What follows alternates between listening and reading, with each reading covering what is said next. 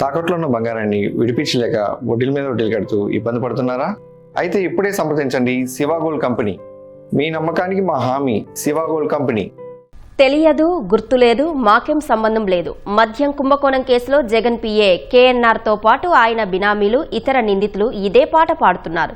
SIT అధికారులు ఏం అడిగినా అందరూ ముందే కూడబలుక్కున్నట్లు పొడి పొడి సమాధానాలు ఇస్తున్నారు.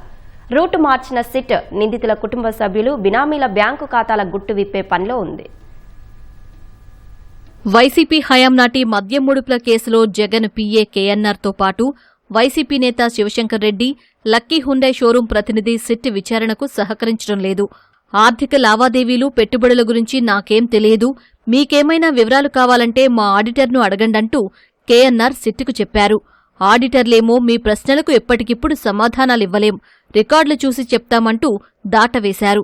కమలాపురంలో కలిసి చదువుకోవడం తప్ప ఆయనతో ఎలాంటి సంబంధాల్లేవని కేఎన్ఆర్ బినామీ పుత్తా శివశంకర్ రెడ్డి చెప్పుకొచ్చారు. ఇలా సిట్ విచారణలో అంతా కూడబలుక్కున్నట్లు ఒకే తరహా సమాధానాలతో సరిపెడుతున్నారు. ఎన్ని గంటల పాటు ప్రశ్నించినా, కొన్ని లావాదేవీలకు సంబంధించిన ఆధారాలు చూపించి అడిగినా సరే నోరు విప్పడం లేదు. దర్యాప్తును జాప్యం చేసే ఎత్తుగడగా సిట్ అనుమానిస్తోంది. వీరందరినీ వైకాపా ముఠా ప్రభావితం చేస్తున్నట్లు భావిస్తోంది. దర్యాప్తు అధికారులు ఏమడిగితే ఏం చెప్పాలో వీరంతా తర్ఫీదు పొందినట్లు భావిస్తున్నారు. ఈ నేపథ్యంలో నిందితుల బంధువుల బ్యాంకు లావాదేవీలు, 10 ఏళ్ల ఐటీ రిటర్న్లు, బ్యాలెన్స్ షీట్లు సహా ఇతరత్రా వివరాలన్నీ సేకరిస్తున్నారు. దీనికోసం ప్రత్యేక బృందాలు ఏర్పాటు చేశారు. ఆ సమాచార సేకరణ, విశ్లేషణ పూర్తయ్యాక వీరందర్నీ మరోమారు ప్రశ్నించనున్నారు. విజయవాడ శివారు రామవరప్పాడులోని లక్కీ హుండై షోరూంలో కేఎన్ఆర్కు 51% వాటా ఇచ్చామని షోరూం యజమాని ఉస్మాన్ సందీప్ సిట్ విచారణలో చెప్పారు. దానికి 3 కోట్లు కేఎన్ఆర్ భార్య ఖాతా నుంచి, మరో 1.5 కోటి ఇతర వ్యక్తుల ఖాతాల నుంచి చెల్లించారని వివరించారు. అయితే 4.5 కోట్లకే 51% వాటా ఎలా ఇచ్చారు? అంత పెద్ద షోరూం విలువ 9 కోట్లేనా అని సిట్ అధికారులు ప్రశ్నించగా, దానిపై రుణాలను మినహాయించగా అంతకే విలువ కట్టారని సందీప్ సమాధానమిచ్చినట్లు తెలిసింది.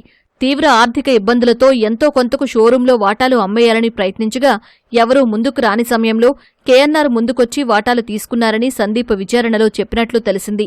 షోరూంకు వాల్యుయేషన్ చేసిన సంస్థ ప్రతినిధులను విచారణకు పిలవనున్న సిట్ అండర్ వాల్యుయేషన్ చేశారా, దాని వెనుక ఎవరి ఒత్తిడి ఉందనే వివరాలు రాబట్టనుంది.